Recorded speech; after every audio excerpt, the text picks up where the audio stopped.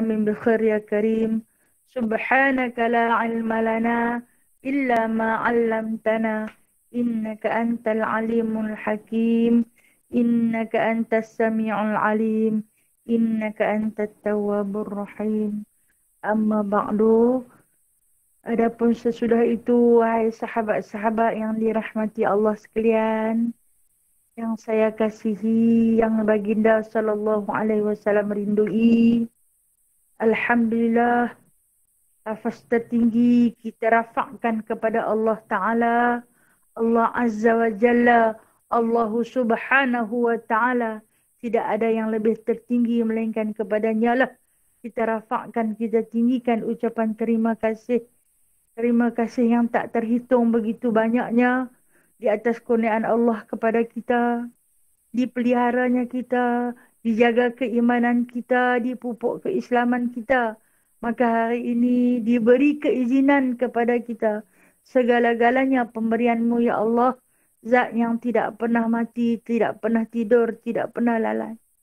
Kami menerima segala utusanmu ya Allah. Dengan kami mengaku Muhammad itu adalah pesuruhmu. Lantas sebagai rasa seorang hamba yang penuh dengan sifat-sifat kekurangan, kita hadir pada pagi ini menghadap dengan Allah. Mencari keridhaan Allah pada setiap sudut, pada setiap jengkal yang kita huni di muka bumi ini. Apa yang mampu kita rafakkan adalah syukur sangat-sangat. Itulah yang termampu kita rafakkan. Selebihnya kita tak mampu nak buat apa. Kerana sesungguhnya kata Allah, amalan yang kamu lakukan adalah untuk diri kamu. Kalau kita mungkin bangun daripada seawal 4 pagi tadi, itu untuk kita, bukan untuk Allah. Kita cuma beribadah kepada Allah. Dan bekalan itu untuk diri kita. Kalau kita baca Al-Quran seawal pagi tadi, itu untuk kita, bukan untuk Allah. Kita cuma mencari redha Allah semata-mata. Andai kita melakukan amalan-amalan dunia yang bersifat ukhrawi, hantar anak ke pergi sekolah, hantar cucu ke pergi sekolah, sediakan sarapan, sapu rumah tangga, kemas rumah tangga, itu adalah amalan dunia yang berbentuk ukhrawi, nampak macam dunia punya. Tapi kita niat kerana Allah, niat kita nak membersih kerana an-nadhafatul minal iman, kebersihan itu sebagian daripada iman. Kita hantar anak kita atau cucu kita ke sekolah sebab kita nak basmi kejahilan, nak bagi dia menuntut ilmu. Maka itu untuk kita. No?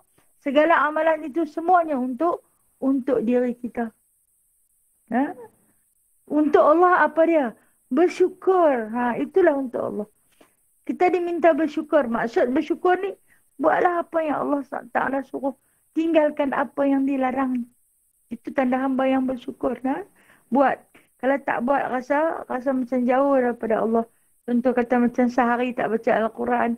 Ambil hari ni sehari tak jenguk Al-Quran. Rasa rindu pada Al-Quran. Walaupun kita tak faham apa-apa tapi rasa rindu nak baca.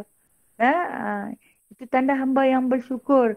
Melakukan apa yang diperintah, meninggalkan atau menjauhkan apa yang dilarang oleh Allah Ta'ala. Hari ini dengan kesempurnaan Allah Subhanahu Wa Ta'ala telah memberi kesempatan kepada kita untuk bersama-sama lagi, yang mana kita akan sama-sama masuk pada surah baru hari ini, surah yang dinamakan surah Al-Ghasiyah, yang mana kedudukan dalam Al-Quran ianya adalah surah yang ke-88, mempunyai 26 ayat. Yang surah ini adalah yang dibangsakan Makkiyah, surah yang diturunkan di bumi Makkah Al-Mukarramah. InsyaAllah kita baca sama-sama dulu surah ni. Tak lagi baru kita huraikan. Dia ada 26 ayat tak panjang sebab dia pendek-pendek saja.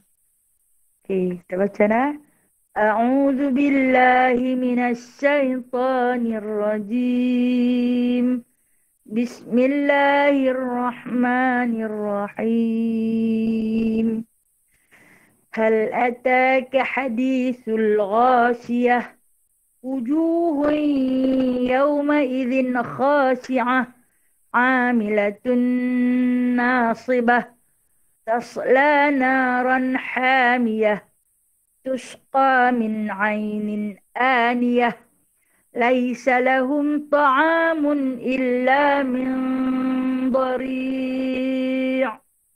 لا يسمن ولا يغني من جوع وجوه يومئذ ناعمة لسعيها راضية في جنة عالية لا تسمع فيها لاغية فيها عين جارية فيها سرر مرفوعة وأكواب موضوعة ونمارق مصفوفة وزرابي مبثوثة أفلا ينظرون إلى الإبل كيف خلقت وإلى السماء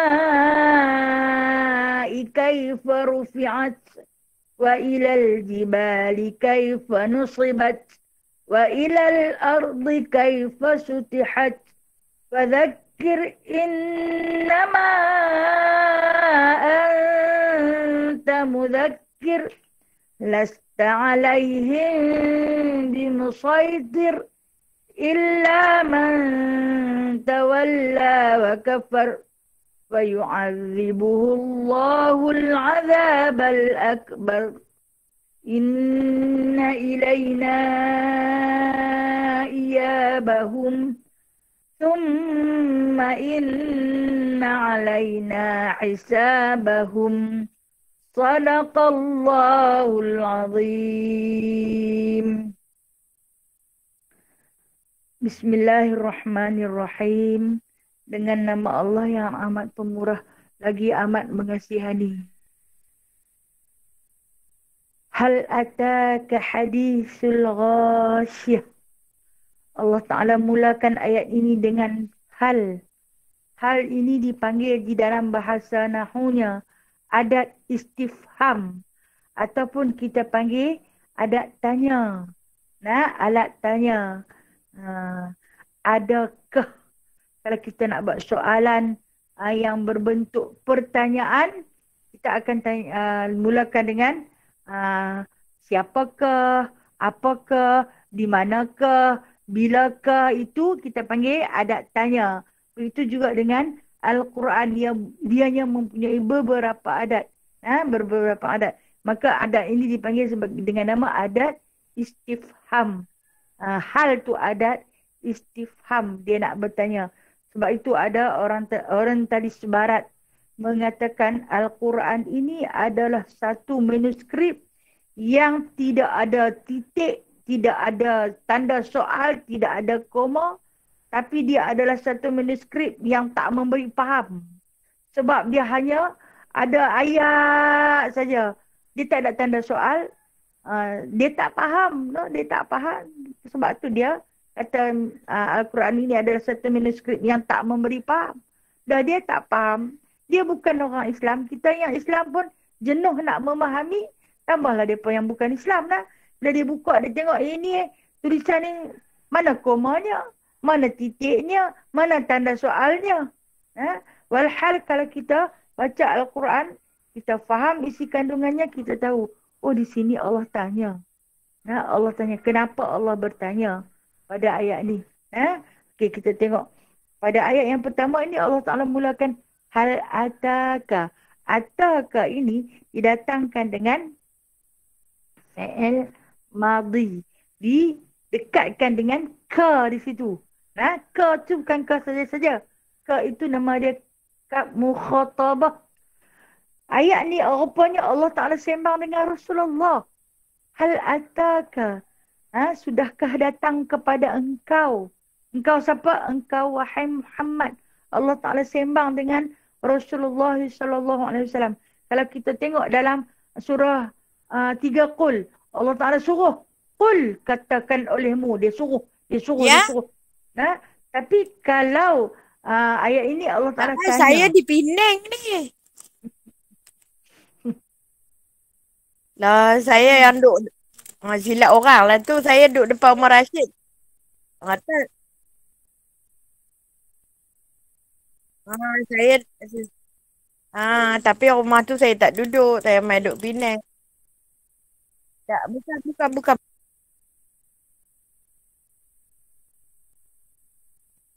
Minta maaf lah, suara Ustazah tak dengar. Yang dengar suara Mama Fatimah. Okey. Maaf lah. Okey. Ji okey dah? InsyaAllah. Alhamdulillah. Okey. Baik. Hal ataka hadithul ghasyah. Sudahkah datang kepada engkau berita kejadian yang ngeri itu? Ghasyah ni maksudnya yang mengerikan. Allah Subhanahu Wa Taala tanya kepada Rasulullah, sebab apa ghasyah ini didatangkan dengan persoalan ataupun dipanggil ayat khitab. Ayat ni Allah Taala sembang dengan Rasulullah sallallahu alaihi wasallam. Kerana ini kita kena patah balik di dalam surah Al-A'la yang kita baca pada minggu yang lalu, yang mana di dalam surah Al-A'la Allah Subhanahu Wa Taala telah pun menceritakan kepada kita hal ehwal keadaan orang yang manusia ini terbahagi kepada dua puak. Puak yang bersyukur, puak yang kufur. Puak yang taat, puak yang ingkar. Yang mana telah pun Allah Ta'ala cerita kepada baginda sallallahu alaihi wasallam, orang yang taat kepada Allah Subhanahu Wa Taala duduk di dalam syurga. Orang yang mungkar, orang yang ingkar kepada Allah Subhanahu Wa Taala tempatnya di dalam neraka. Telah pun Allah Ta'ala ceritakan. Dan dalam neraka tu Allah Ta'ala kata, bukan dalam surah ni saja aku cerita, tetapi di dalam suhuf yang terdahulu. Suhuf Ibrahim wa Musa. Di dalam suhuf Ibrahim aku cerita. Di dalam suhuf Musa aku dah cerita. Dalam kitab-kitab terdahulu kepada nabi-nabi yang terdahulu sebelum Nabi Muhammad sallallahu alaihi wasallam, Allah dah pun cerita tentang golongan yang akan masuk neraka. Yang mana dia kata kerana mereka itu melebihi dunia daripada akhirat. Kan kita dah baca dah, bal tu'thirunal hayatad dunya wal akhiratu khairun wa abqa pada minggu yang lalu kan. Padahal dia kata Allah akhirat itu lebih baik, lebih kekal daripada dunia, tapi hampa susah payah duk cari juga pasal apa. Ini ayat ini bila Allah Ta'ala bawa mai ghasyah ni, Allah Ta'ala nak menceritakan kegagalan orang-orang yang menempa tasla naran hamiyah. Yang menempa neraka daripada Allah, daripada api yang bernyala-nyala. Kemudian sebab tu Allah Ta'ala hal ataka. Mai dak lagi cerita dekat hang. Macam kita katalah. Cerita dak lagi dekat depa. Kita bagi contoh macam ni. Seorang guru mengajar anak murid dia. Dia ajak anak murid dia satu fakta, dia cerita semua tentang fakta tu. Kemudian buat ujian. Buat ujian, sebahagiannya lulus. Sebahagiannya tak lulus. Sebahagiannya tak lulus. Kemudian masuklah guru besar. Guru besar nanti tanya, dia tak akan tanya murid yang tak lulus tu. Dia akan tanya guru yang mengajar tu. Cerita tak lagi dekat mereka? Habaq tak lagi dekat mereka? Habaq tak lagi dekat mereka? Kita cerita dah kan dekat mereka. Tapi pasal apa mereka tak lulus? Sebab mereka tak taat. Lebih kurang macam tu lah. Jadi ayat ni, Allah Ta'ala bermahal ataka. Bukankah dah mai dah cerita? Bukankah dah aku cerita hal ataka hadis? Bukankah aku dah cerita dah kat hang? Hang cerita dah dekat mereka. Okey, kita menjadi saksi hari ini bahawasanya Rasulullah sallallahu alaihi wasallam cerita dah dekat kita. Cerita melalui mana? Melalui Al-Quran. Rasulullah yang menyampaikan daripada Allah Subhanahu Wa Taala turun kepada Jibril, daripada Jibril alaihi salam turun kepada Nabi Muhammad sallallahu alaihi wasallam, daripada Nabi Muhammad sallallahu alaihi wasallam, maka dicatat, dihafaz oleh para sahabat radhiyallahu ajma'in. Kemudian ditinggalkan oleh para ulama warasatul anbiya sampailah ke tangan kita hari ini. Kita dapat lengkap dengan titiknya, dengan tanda tajwidnya, dengan maksudnya, dengan maknanya, dengan ayat-ayat nak berhenti tang mana, nak mula balik tang mana. Punya mudah kita dapat. Ini bukti Rasulullah cerita dekat kita. Kita jawab sendiri soalan ni. Soalan yang berbentuk Hal ataka hadithul ghasiyah. Allah Ta'ala tanya kepada Rasulullah, kita kena jawab. Sampai dah cerita dekat kita. Sampai. Satu masa ketika mana ayat ni turun dah beberapa lama, Rasulullah SAW berjalan melalui lorong-lorong di Mekah. Mendengar seorang wanita yang bangun malam membaca surah ini berulang-ulang kali. Hal ataka hadithul ghasiyah. Wujuhi yawma idzin khasyah. Dia baca sampai habis ayat ke-26, dia ulang balik. Sampai habis ayat ke-26, dia ulang balik. Ketika itu baginda SAW berada di luar rumah wanita tersebut. Dia pergi mana ni? Rasulullah pergi mana? Rasulullah pergi kuburan Baqi'. Berhampiran di situ dengar ada seorang wanita yang sayuk-sayuk sedang membaca surah Ghasiyah. Rasulullah ni bila setiap kali wanita itu membaca hal ataka hadithul ghasiyah, Rasulullah akan menjawab, na'am ja'ani hadithul ghasiyah. Na'am qad ja'ani hadithul ghasiyah. Ya, telah sampai kepadaku cerita tentang hari yang mengerikan ni. Dah sampai dari kat aku. Rasulullah sampai dari kat kita cerita tentang huru-hara kiamat. Bukan kita baru tahu hari ni. Lama dah kita tahu. Walaupun budak kecil-kecil, dia akan faham, oh kiamat. Kiamat akan berlaku, dunia akan hancur. Kita akan berpisah-pisah. Ibu tinggalkan anak, anak tinggalkan ibu. Bapa tak kenal, anak suami tak kenal isteri. Kita tak kenal siapa-siapa, tinggal segala-galanya. Tahu dunia akan rasyah. Hari yang amat mengerikan. Jadi bila ayat ini ditanya kepada baginda SAW, Nabi menjawab, dah sampai dah cerita ni dekat aku. Dan aku pun dah habaq dah kat mereka. Tapi kenapa ada golongan yang masuk ke neraka juga? Golongan ini bukan golongan kafir. Golongan yang beriman. Kenapa mereka masuk ke neraka juga? Yang tu mereka sendiri pilih jalan tu. Jalan yang mereka pilih. Tahu bahawasanya sesuatu ini haram. Jangan hampiri. Jangan dekati. Nak buat juga. Kata beriman dengan Allah dan hari kiamat. Sebenarnya mulut saja kata mereka takzib. Mereka mendustakan. Macam mana kita kata mereka mendustakan?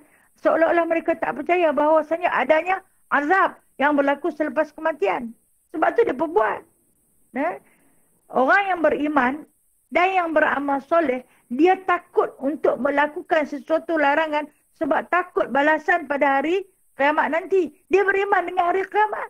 Kalau yang tak beriman dengan hari kiamat, dia tak rasa takut melakukan salah.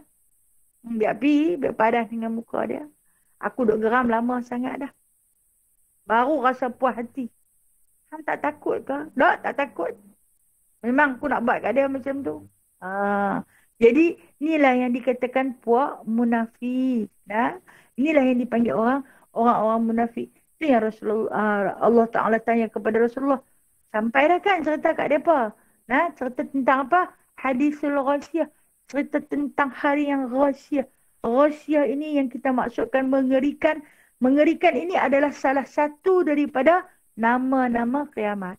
Nama-nama kiamat banyak. Allah Ta'ala di antaranya Waqi'ah, Al-Haqqah, Qammatul Kubra, Yaumaddin, Yaumal Jaza, Yaumal Hisab, Yaumal Qiyamah. Banyak dalam Al-Quran Allah Ta'ala sebut berpuluh-puluh nama tentang kiamat. Dan salah satunya yang kita baca hari ini, Al-Ghasiyah.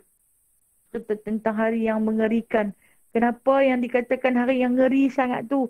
Awak tak ngeri ne? Kenapa tak takut? Apabila langit itu dilitupi oleh bala bencana, segala yang berlaku akan gugur menimpa ke bumi. Maka bumi yang menerima segala-galanya daripada langit. Kalau hari ini kita menerima rahmat daripada langit, setiap kali turunnya hujan, Allahumma sayyiban nafi'ah, Allahumma sayyiban nafi'ah. Kita selalu berdoa, jadikanlah hujan ini je hujan yang manfaat. Jadikanlah hujan ini hujan yang manfaat. Dan tak mustahil satu hari nanti yang turun bukan hujan, tetapi adalah percikan-percikan bunga api. Hujan-hujan meteor yang akan membinasakan bumi. Kalau kita beriman dengan hari kiamat, kita takut nak buat dosa. Ni dengar kiamat orang takut. Tapi dalam masa yang sama dia buat dosa. Dia masih lagi mengumpat keji orang lain. Dia masih lagi memfitnah orang lain. Dia masih lagi membuka aurat. Dia masih lagi melakukan kezaliman kepada orang lain. Sebab apa? Sebab dia munafik. Mengaku beriman. Dia takut dah. Takut. Dalam masa yang takut tu, dia buat. Ini dinamakan munafik. Ini yang Allah Ta'ala nak cerita. Difokuskan di sini keadaan orang-orang yang munafik. Minta jauhlah ya Allah. Kita mohon Allah Ta'ala jauhkan diri kita, ahli keluarga kita, sahabat handai kita, saudara mara kita daripada bersifat munafik. Sebab tu bila kita menegur mereka, tegurlah dengan kasih sayang. Dan kita mintalah agar diri kita juga ditegur di atas kesilapan yang kita lakukan. Sebab kan dalam surah Al-A'la dengan Ghasyiyah ni dia dekat sangat. Allah Ta'ala pun letak dekat-dekat. Surah 88 dan juga surah yang ke-87. Letak dekat-dekat sebab mereka ada hubungan. Hubungan yang begitu rapat di antara kedua-duanya. Jadi kata Allah Subhanahu Wa Ta'ala, pada hari itu, pada hari Ghasyiyah, pada hari yang mengerikan itu, wujuhun yawma idzin khashi'ah. Wajah-wajah, beberapa wajah. Yang ini bukan semua, tetapi sebahagian.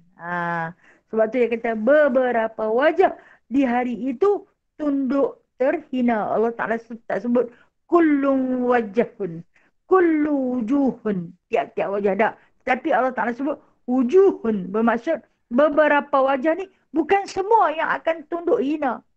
Bukan semua tunduk hina ini yang khasyiah ni asal daripada perkataan khusyuk. Kan orang yang khusyuk ni apabila dia mendengar dengan telinga, mendengar dengan hati, berfikir dengan akal yang waras. Itu orang khusyuk. Sebab tu kita dok kata nak sembahyang yang khasyian, yang khusyuk. Bila kita sembahyang bukan sekadar mulut berkata-kata, bukan sekadar anggota yang bergerak pada setiap rukun fi'linya, tetapi hati juga ikut sama. Kenapa? Kerana kita khusyuk. Dan wujuhan yang Allah Ta'ala nak cerita di sini, wujuhan yang khusyuk ni, yang memang takut sungguh-sungguh. Itu diertikan dengan wajah-wajah yang takut, tunduk. Takut sungguh-sungguh. Takut nak menghadap dengan qadhi Rabbul Jalil pada hari Ghasyiyah. Malu nak tengok wajah Rasulullah sallallahu alaihi wasallam. Malu nak tengok ahli-ahli syurga yang muttaqiina 'alal araik, muttaqiina 'alal surur, yang duduk berteleku di atas hamparan-hamparan yang tinggi, yang duduk berteleku di atas pelamin-pelamin yang indah. Sedangkan kita akan hadir dalam keadaan diri yang penuh dosa. Malu tak? Kalau kita tengok dalam TV yang mereka bawa pesalah-pesalah ke mahkamah. Apa dia buat? Dia tunduk, dia malu, dia tutup muka dia dengan kain. Kan dia tak mau bagi juru gambar ambil gambar dia punya tunduk lah. Kenapa dia tunduk? Wujuhan yawma idzin khasyiah. Perumpamaannya terlampau malu. Malu dan takut saat lagi nak masuk, nak dibicarakan apa yang orang nak kata, apa yang orang nak tuduh. Alhamdulillah ada peguam cara, peguam bela. Kalau yang tak ada siapa-siapa ni, macam mana? Itu yang dikatakan wujuhun yawma idzin khasyiah. Yang tunduk khusyuk kerana ketakutan. Malu pun sama, takut pun sama. Masa tu bukan akan diiringi oleh siapa-siapa, berjalan sendiri. Itulah yang dalam surah yang telah lalu kita baca. Berjalan pun bukan normal pun. Baju pun tak ada, apa pun tak ada, dosa yang banyak. Berenang dalam lautan peluh, berenang dalam lautan darah, dalam lautan nanah, dalam lautan najis kita sendiri. Peluh ni punya banyak oleh kerana terlalu panas. Peluh kita tu mencayak sampai penuh ke hidung. Punya banyak. Berenang, terpaksa berenang. Dah lah nak berjalan pun tak boleh, kena berenang dalam lautan peluh sendiri. darah sendiri, ludah sendiri. Yang hari ni bila kita tengok benda-benda jijik tu kita muntah. Ha? Ni yang dia kata, pada hari tu muka ni muka yang paling menghinakan. Takut dan malu. Malu yang tidak ada batasannya, yang tak tahu nak cerita. Betapa besarnya perasaan malu itu apabila nak diheret menghadap dengan Allah dan juga Rasulullah sallallahu alaihi wasallam. Bukan kata orang kafir ni, orang Islam, tapi Islam yang munafik. Dan kata Allah lagi, amilatun nasibah, yang bekerja, yang bersusah payah. Ini diartikan oleh ulama pada menurut tafsir daripada Al-Qasyani, orang-orang yang dimasukkan ke dalam neraka ini adalah mereka yang bersusah payah, bekerja keras di dunia, ketika mana mereka di dunia dulu kerja hanya untuk dunia. Pi bulan balik bulan. Pi bintang balik bulan. Sampai tak kenal apa, yang tahu pulun cari duit. Sembahyangnya tidak, terabaikan akhirat. Dahlah dia pun jahil, tak tahu apa, tak ada ruang, tak ada masa untuk nak belajar. Al-Quran tak boleh baca. Sebab apa? Pulun cari dunia semata-mata. Penat sebenarnya. Pi kerja sampai 12 jam. Balik, mai ke rumah dah letih. Jumpa pula dengan rumah tangga. Jumpa pula dengan anak pinak, dengan suami. Dalam keadaan yang tak sempurna, letih sangat. Tertidur, solatnya tidak. Yang ada yang kalau dia kutip pun puasa-puasanya sekadar menahan lapar dan dahaga. Bangun pula esok seawal pagi. Bukan bangun untuk solat. Tapi bangun berebut-rebut pergi kerja pula. Sambung.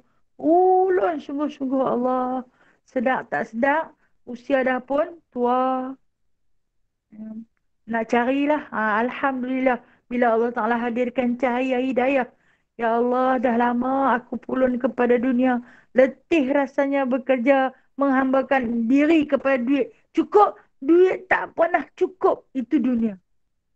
Lagi hang cari lagi tak cukup. Lagi hang cari lagi tak cukup. Itu dunia.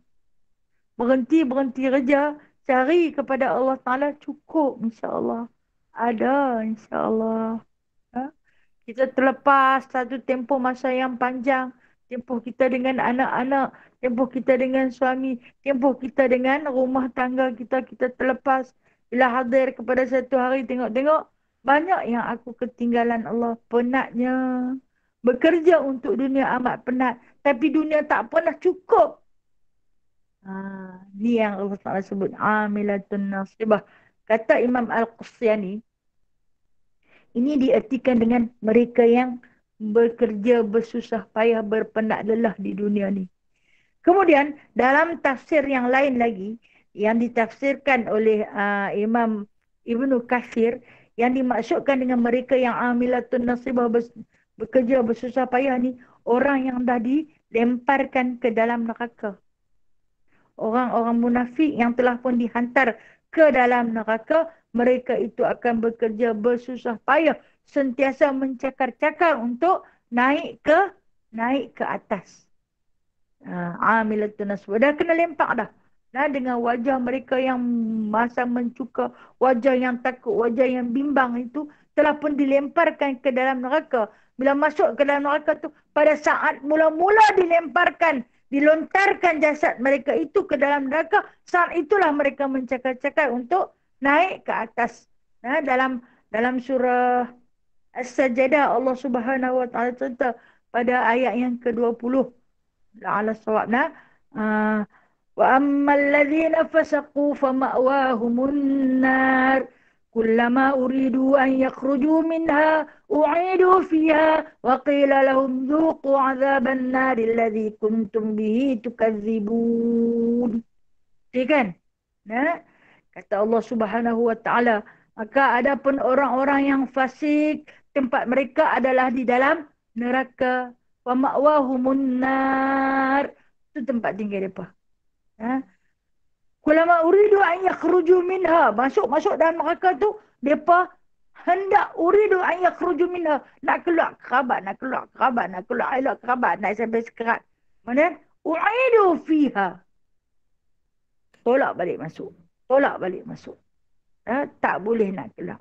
Punya susah payah lah, bekerja bersusah payah. Sentiasa setiap saat dalam kesakitan, dalam jeritan.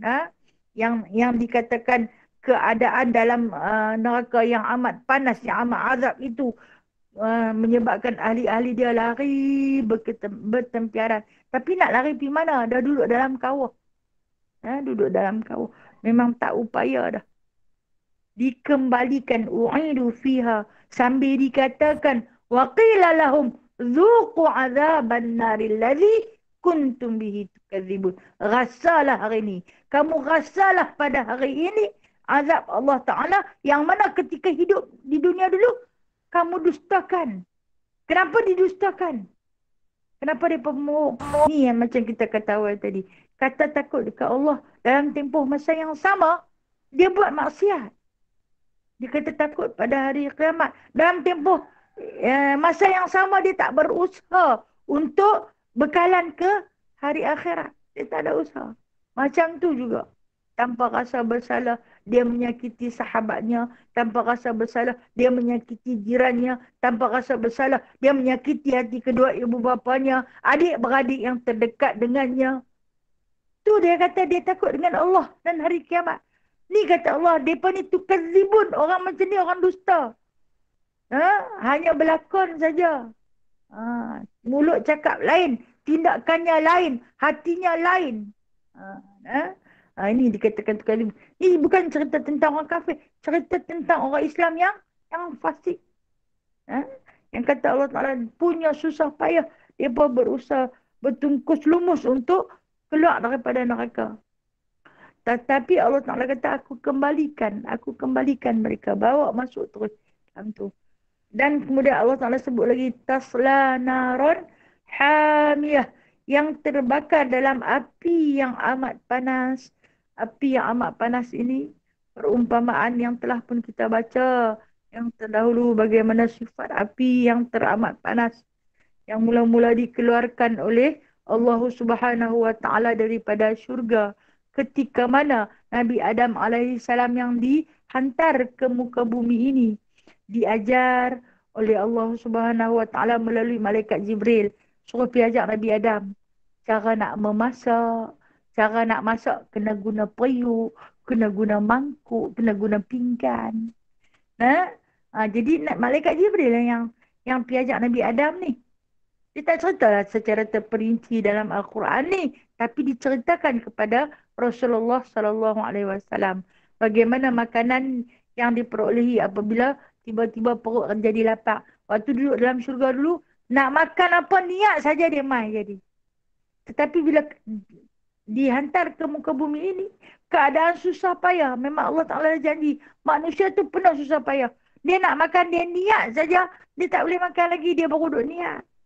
Dia kena usaha pergi cari.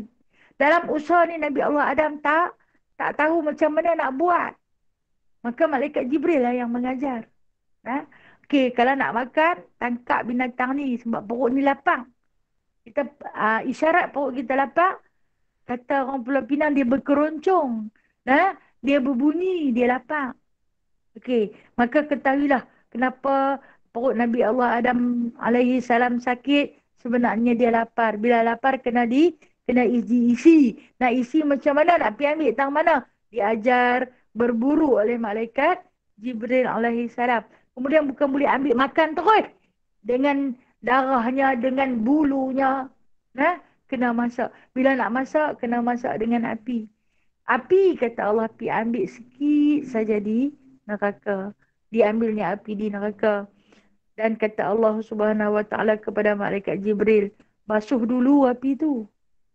Api yang sebesar lubang jarum yang dihantar kepada Nabi Adam AS ni, besar lubang jarum saja yang dibawa daripada neraka. Allah Ta'ala kata kepada Jibril, cuci dia dulu, basuh dia dulu.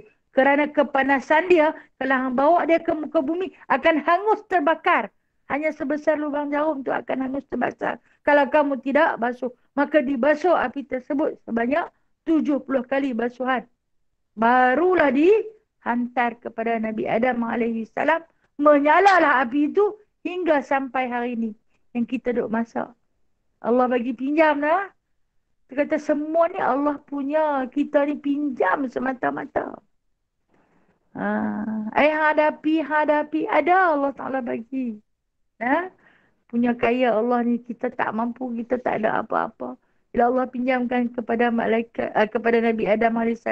Lalu malaikat Jibril pun menceritakan bahawasanya api ini aku ambil hanya sedikit di dalam neraka. Itu pun selepas dibasuh sebanyak 70 kali basuhan. Tak padam tu dia kena basuh. Sampailah yang terakhir dia basuh padam. Maka aku tahu api itulah boleh ke dunia. Maka dihantarlah ke dunia. Allah bagi pinjam kat kita sampai hari ni. Sebab tu segala-galanya terima kasih Allah. Alhamdulillah. Alhamdulillah. Astaghfirullah. Hiduplah dengan zikir. Kerana kita pinjam. Bila kita pinjam, terima kasihlah banyak-banyak dekat Tuhan dia. Bagi pinjam. Kita kan duduk dalam rumah terang benderang. Tiba-tiba black out. Pakak menyerik ni. Cari cahaya. Siapa punya? Allah punya. Allah bagi pinjam. Kalau orang yang beriman, dia akan Masya Allah, api tak ada tu. Saat nak pergi cari. Dia tak adalah menjerit. Rurik tu. Kalau orang yang kurang sikit iman dia, menjerit. Ada pula api, tepuk tangan. Kalau orang yang beriman, Alhamdulillah. Alhamdulillah, ada dah karat. Itu di antara lafaz orang yang beriman dan orang yang fasik. Okay, kemudian lalu Allah Subhanahu Wa Taala menceritakan tentang kepanasan api neraka yang teramat sangat ini. Tusqa min ainin aniyah, diberi minum dari mata air yang menggelegar. Subhanallah. Dahlah duduk di dalam neraka api yang amat panas. Dahaga. Dahaga. Duduk di tempat panas ni dahaga. Kita tahu kita bukan duduk dalam api. Kita duduk di tengah panas. Kering, ringkung. Cakap banyak pun rasa kering. Kau ambil dahaganya. Ambil lapang ayaknya. Siapa ada ayak? Orang Pulau Pinang. Dia akan panggil lapang ayak. Siapa ada ayak? Main nak minum sikit. Dapat minum. Subhanallah. Air dari syurga, sedapnya. Minum telam deguk. Masuk air yang sejuk. Melalui lubang tekak kita. Basah mulut lidah kita. Rasa Alhamdulillah sejuk sampai ke perut. Sedap sangat. Walaupun air tu air tawak saja. Ataupun air manis ke. Ataupun air apa-apa. Yang dipinjamkan oleh Allah Ta'ala melalui tangan sahabat-sahabat yang pemurah. Kita akan jumpa. Kita dah jumpa benda ni selalu. Tetapi yang mana Allah Ta'ala akan beri minum. Tusqa min ainin aniyah. Ini bukan air yang kita maksudkan tadi. Sebaliknya ia adalah mata air yang menggelegar. Allah Ta'ala sebut di dalam surah Waqi'ah. Kamu akan diberi minum. Tetapi daripada minuman. Minuman yang dididihkan oleh Allah Ta'ala melalui lembah hitam api neraka. Diberi minum. Riau tak minum. Ambil dengan tangan sendiri, cedok air yang mendidih menggelegar. Minum. Mencecah. Kita katalah cawan tu pun dah cukup panas. Pegang. Panas-panas pun pegang. Kita kalau pegang, terpeganglah periuk panas ke ceret panas. Kuali panas ke kita pegang sampai melambung-lambung jari kita. Sakit tak terhingga. Yang ni kena pegang dahlah duduk dalam kepanasan. Minta nak minum, diberi minum pada orang yang tengah dahaga. Tengok kita ni dahaga diberi minum air yang mendidih. Macam mana nak minum? Bolehkah yang mendidih tu nak masuk dalam mulut? Tak boleh. Tapi ini disuruh minum. Dan tangan ambil. Mulut buka, minum. Gugur segala daging, segala gigi, segala lidah. Gugur. Tapi pasal tak mati, hanya cacat.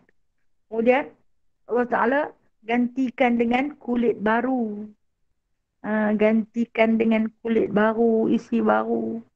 Benda baru jadi ni nampak cantik. Dia tuang pula. Sakit pula. Gantikan balik seperti sedia kala. Azab yang berterusan. Aduh sakitnya. Okay, kita bayangkan. Kita luka. Luka terkena pisau mungkin di jari. Parut tu baru bercantum. Sakit masih terasa. Parut baru bercantum. Kemudian dilukai sekali lagi. Allah. Sakitnya ya Allah. Ha? Luka di jari saja. Sakitnya ya Allah. Sebab apa? Baru bercantum. Inilah yang azab yang akan dirasai oleh orang-orang fasik di dalam neraka. Ha? Dah masuk dah minuman tu hingga menggugurkan seluruh anggota-anggota daripada muka sampai ke perut sampai ke kaki. Allah Ta'ala cantum jadikan semula yang baru. Kemudian minum lagi. Sampai bila? Sampai seterusnya. Sakitnya ya Allah. Kemudian kata Allah lagi di sana nanti, laisa lahum ta'amun illa min dhari'. Tidaklah ada untuk mereka makanan kecuali dhari'. Dhari' ni adalah sejenis duri. Makan duri, kita makan ikan, tulang dia kita letak asing. Kita buang. Kenapa? Tersangkut dia rengkung. Ada yang sampai masuk hospital, tulang sangkut dia rengkung. Mai-mai tengok bukan besar mana, sikit sangat tulang. Nah, pun kita tak mampu. Telan terasa berduri, telan terasa berduri. Rasa macam ada satu kayu besar yang duk sengkang di tengah rengkung kita. Walhal kecil saja Allah Ta'ala letak. Tetapi yang menjadi makanan ahli-ahli neraka nanti adalah dhari'. Yang disebutkan dhari' ini adalah sejenis duri yang mana ketika mana kita sentuh dia pun, dia akan mencucuk jari. Sentuh dia, cucuk dah jari. Kemudian bawa masuk dalam mulut, sumbat dalam mulut ni. Nah, dia cucuk kepada muka, mulut, lidah tembus menembus. Sumbat juga, sumbat. Dah tahu mencucuk, sumbat buat apa? Tangan yang menyumbat Allah. Nah, tangan yang menyumbat masuk ke dalam perut. Boleh kenyang kah? Itu yang disebut la yusminu wa la yughni min ju'. Yang mana ta'am ni makanan yang daripada duri ni kata Allah Subhanahu wa taala, dia tak menggemukkan dan juga tidak mengenyangkan daripada kelaparan. Boleh kenyangkan makan duri? Duri kita katalah makan tulang. Boleh kenyangkan kalau tulang sup sedaplah. Nah, ini duri yang merosakkan. Yang akan sengkang di dalam rengkung kita. Sakitnya ya Allah. Tak dapat kita bayangkan. Kata Allah Ta'ala, Dhuqu azaban nari alladhi kuntum bihi tukadzibun. Rasalah kamu. Rasalah hari ini azab neraka yang ketika mana hari itu kamu di dunia kamu dustakan. Takkan kot. Pasal apa takkan? Baca dalam Al-Quran. Dia dah cerita macam ni, macam ni, macam ni. Tapi pasal apa hang buat juga? Aku tak sangka. Pasal apa nak tak sangka? Al-Quran tak pernah menipu. Teruk sampai macam tu. Teruk. Sakit yang teramat sangat. Tak mati tu, tak mati. La yamutu fiha wa la yahya. Kan Allah Ta'ala cerita dah dalam surah yang telah lalu. Dah duduk dalam tu. Dalam api yang marak menyala tu. Disiksa dengan tanpa henti. Tak mati. Dahaga diberi minum. Minumannya ainin aniyah. Mata air yang mendidih, yang menggelegak. Mata air mendidih, menggelegak. Allahu Akbar, nak masuk dalam mulut. Kita tahu di antara anggota kita yang paling sensitif adalah lidah. Dia kalau kena panas sikit dia nanti merah. Hari tu kita tak sedap sehari. Lidah rasa sakit dengan sebab apa? Tadi terminum air panas, melecup sikit di hujung lidah tu. Makan apa pun tak sedap. Di antara anggota yang paling sensitif, nipis kulitnya. Bahagian pipi lagi nipis. Tangan boleh pegang, masuk ke mulut, lagi sakit. Inilah yang dikata ainin aniyah. Masuk terus. Mau tak mau masuk. Bukan nak boleh tiup, tak ada masa nak tiup pun. Yang mana kata Allah dia tu dah daripada duri. Kalau minta makan dia bagi duri. Mau tak mau kena telan juga. Duri itu boleh mengenyangkan, tak boleh mengenyangkan daripada kelaparan. Bahkan hanya azab yang berterusan. Itu adalah perkara lanjut, sisaan yang amat lanjut yang akan Allah Ta'ala beri tanpa hati. Satu, satu, satu, satu. Takut, takut. Tapi Allah itu pengasih. Walau dosa sebesar, langit dan bumi kita lakukan. Cari Allah, Cari Allah. Mintalah ampun padanya. Minta ampun padanya. Ya Allah, aku pernah melakukan dosa dan masih lagi melakukan dosa. Ketika ini, saat ini aku masih lagi melakukan dosa. Maka ampunilah dosaku. Datanglah kepada Allah setiap hari. Datanglah bertemu Allah setiap hari. Di dalam solat-solat waktu, 5 waktu yang kita uh, jumlahkan rakaatnya menjadi 17 rakaat. Kita tambahkan lagi dengan rawatibnya yang kita jumlahkan menjadi 12 rakaat. Kita hidupkan malam kita. Itulah saat kita bertemu dengan Allah. Atau mungkin paling sikit kita bertemu dengan 17 rakaatnya.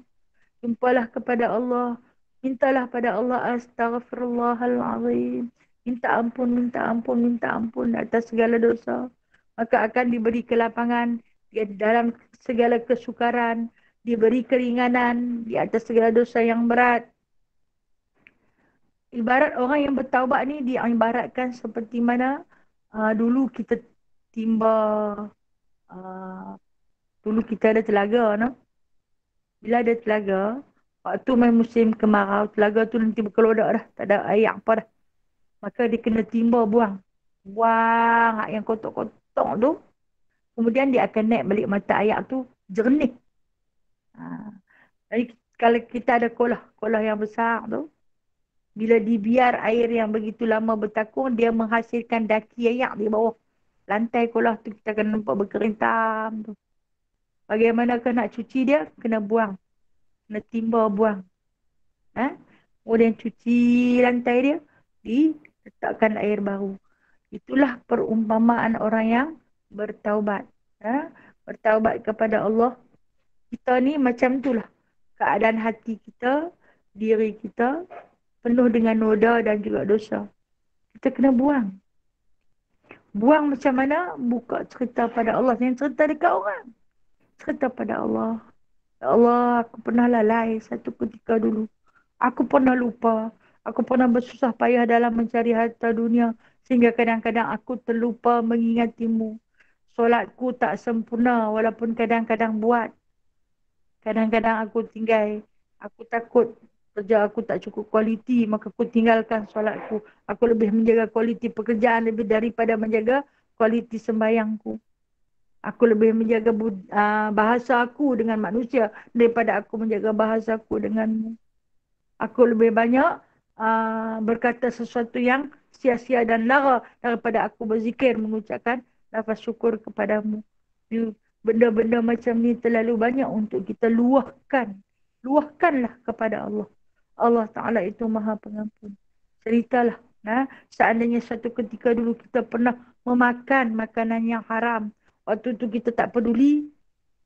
Duit jumpa ke, hak orang punya ke, siapa punya jatuh ke. Kau ambil, aku punya. Ni aku jumpa kau jalan, kau ambil, aku pakai aku. Satu ketika dulu anda kita pernah melakukan perkara-perkara yang sedemikian. Maka hari ini ceritalah pada Allah. Ibarat ditimbanya air keluar daripada kawah, keluar daripada bekas yang besar untuk dibersihkan lantainya. Begitu juga kita timba, keluarkanlah kepada Allah. Luahkanlah kepada Allah yang maha mendengar. Innallaha sami'un alim. Allah Ta'ala itu maha mendengar lagi maha mengetahui. Walau 100 tahun kamu melakukan dosa, tetapi hanya sekelip mata kamu bertaubat dengan sebenar-benar taubat. Allah Subhanahu Wa Ta'ala maha pengampun. Sebab itu dah disebutkan maha pengasih lagi maha penyayang. Tidak ada sekasih-kasihnya, tidak ada sesayang-sayangnya, melainkan apa yang Allah Ta'ala miliki. Kalau manusia berdendam, susah nak dapat pengampunan. Tapi Allah mudah kita perolehi pengampunan daripada Allah. Tapi kena sungguh-sungguh. Sebab tu menangislah. Menangislah kerana Allah dan Rasul. ceritakanlah kepada Allah segala susah payah kita. Kita mungkin kadang-kadang diuji dalam suasana kehidupan kita. Allah Ta'ala rangkaikan kita bersama dengan ujian. Mungkin dari segi pasangan kita, mungkin dari segi anak-anak kita, mungkin dari segi adik-beradik. Anak bagus, pasangan bagus, adik-beradik pula. Ataupun mungkin dari segi pak duai kita. Atau mungkin dari sajian. Atau mungkin mak ayah kita. Itu ujian yang Allah Ta'ala iringkan kepada kita. Untuk mengkifaratkan dosa. Kalau tidak semuanya baik, kita pula sakit. Ingat ini segala ini adalah pemberian daripada Allah. Allah Ta'ala tak bagi dengan saja-saja. Melainkan Allah Ta'ala ada agenda untuk mengkifaratkan dosa-dosa kita yang banyak ini. Untuk menempatkan kita di dalam syurganya. InsyaAllah Ta'ala sentiasa bersangka baik dengan Allah Subhanahu Wa Ta'ala. Baik, wallahualam, insyaAllah minggu depan kita masuk ayat yang ke-8. Lepas Allah Ta'ala cerita tentang wujuhun yawma idzin khasyi'ah ni, Allah Ta'ala nak cerita tentang wa wujuhun yawma idzin na'imah.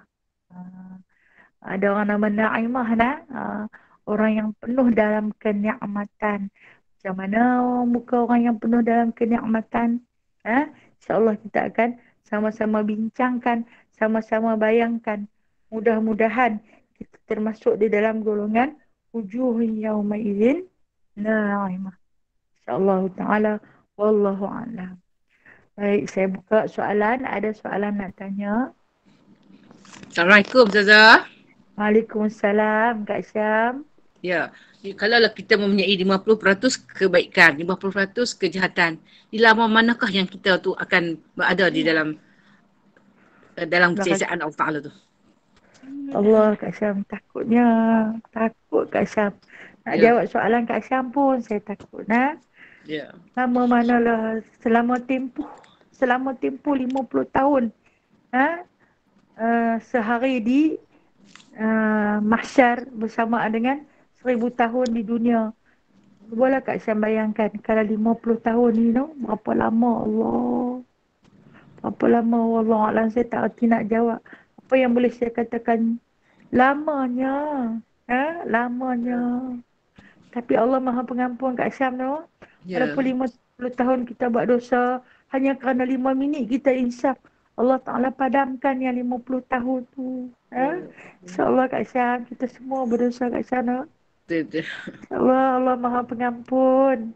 Allah. Terima kasih Kak Syam. Terasa sangat hati saya. Terima kasih Ustazah atas pencerahan. Terima kasih. Assalamualaikum. Assalamualaikum warahmatullahi. Assalamualaikum Ustazah. Waalaikumsalam warahmatullahi. Silakan. Tak kedua sangat internet tak apa cantik. Siapa ni? Ni Kak Jana ni. Ya, Kak Jana ke? Silakan. Ya, silakan. saya.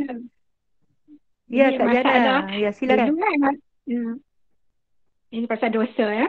Dulu masa kecil-kecil, masa standard 1, standard 2, saya ada niaga yang kawan lah. Lepas tu, saya macam buat tipu sikit. Masa tu tak balik lagi lah, umur 7 tahun, 8 tahun kan. Misalnya kata, Hang dapat 3 kupang aja. Aku 4 kupang. Sebenarnya sepatutnya seorang 3, 5. Jadi macam tu, adakah dosa itu akan dibawa kepada kita dewasa. Itu saja. Terima kasih. Allah tersentuhnya sama-sama kasih. Kita dulu kecil-kecil lagi tak tahu apa kan. Memang kita tak tahu apa. Tentang dosa pahalanya kita tak tahu apa. Kita bertindak mengikut rasa. Itu yang kita lakukan. Tapi kita waktu itu dinamakan tidak mukallaf. Tidak diberati. Waktu tu Allah Ta'ala tak kira apa-apa lagi. Kiraman katibin tak menjalankan tugas lagi untuk kita. Kita bukan mukallaf. Maka tidak lagi dikira dosa dan pahalanya. Pahala Allah Ta'ala kira bagi kat mak ayah kita. Dosa Allah Ta'ala tak kira. Kat kita pun tak kira. Jadi kamalah zambalah. Seperti tiada dosa. Allah Alam Kak Jana. Terima kasih. Waalaikumsalam warahmatullahi. Ya, siapa ni? Kak Ana.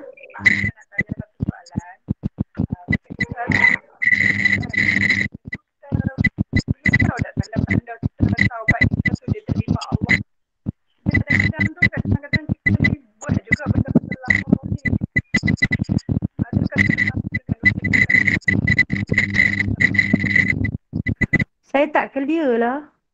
Atau saya saja yang punya audio. Tak dengar Sahabat-sahabat boleh Ustazah. translate? Tak dengar. Saya tak apa dengar lah. Kadang-kadang dia line kita ni, no. Boleh. Terima kasih, WhatsApp. Sobat. Kak Ana WhatsApp. InsyaAllah saya akan balas WhatsApp Kak Ana. Mohon maaf Kak Ana. Saya tak dengar lah.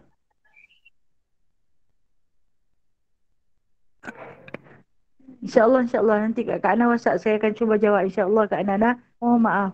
Okey, ada sahabat-sahabat lain?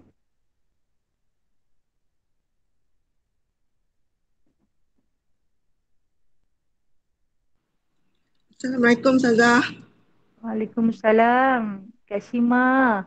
Silakan Kak Sima. Kak Sima nak tanya benda ni undang-undang kata benda ni biasa je lah. Tapi bila tanya dengan kawan-kawan pun masing-masing tak dapat nak bagi jawapan. Jadi Kak Sima nak tanya Ustazah lah. Macam mana penjagaan dan penyimpanan kayu suci untuk kita nak untuk mengelakkan lah. Dan macam kadang-kadang dia kan bila dia lembab, kita takut nanti berkulat lah apa semua kan. Jadi macam mana penjagaan dan penyimpanan kayu suci supaya kita boleh guna selalu kan. Okey, tak bagi berkulat sebab dia selalu lembab kan. Rendam dia. Kubur dia layak. No? Rendam dia. Kalau dia kering, dia basah kering yang tu punca dia naik kulat. Nah, rendam dia. Buah dia dalam cawan tu. Waktu kita nak tidur malam kan, kita rendam dia. Kalau tidak esok dia nampak kulat dia tu tinat.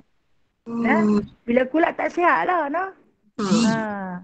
Yang berus tu lah kita masukkan terbalik lah. Ya, betul Kak Cima. Bubur dia tu.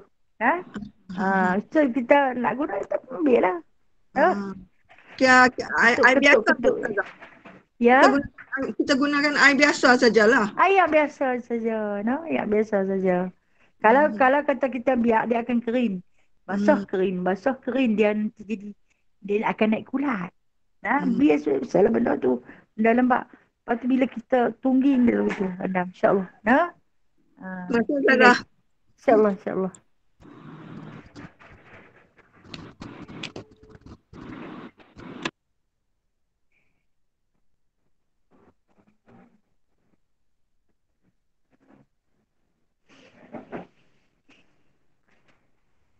Ada soalan?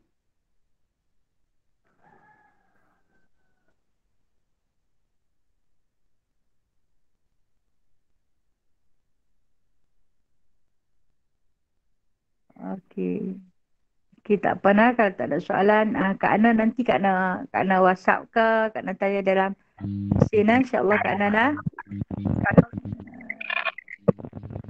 InsyaAllah. Mohon maaf nah. A'udzubillahi minasyaitonirrajim. Bismillahirrahmanirrahim. Alhamdulillahirabbil alamin. Hamdan katsira, hamdan yuwafi ni'amahu wa yukafi'u mazidah.